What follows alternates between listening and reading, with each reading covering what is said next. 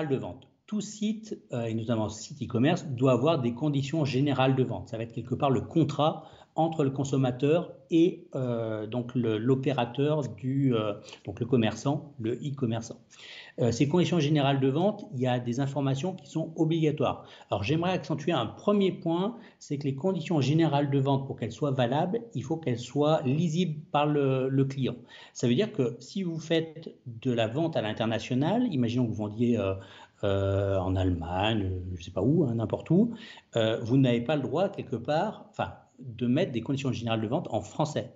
Vous allez le faire, mais si à un moment donné il y a un litige, un tribunal tranchera et dira le consommateur n'a pas pu accéder aux conditions générales de vente, donc au contrat, donc il n'a pas pu comprendre le contrat, donc vous allez vous faire retoquer. Donc du coup, à minima, comme fait l'international, avoir des conditions générales de vente en anglais.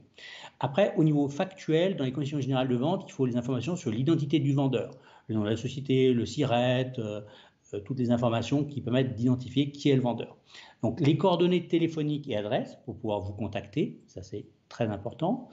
Être clair sur les modalités de paiement, comment ça se passe et à quel coût.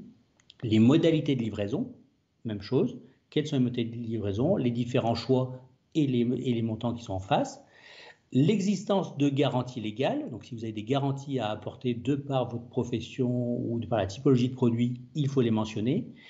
Évidemment, le droit de rétractation, donc on est dans le cadre des 14 jours hein, de la vente e-commerce, donc le client a un droit de rétractation, donc vous devez aussi le mentionner.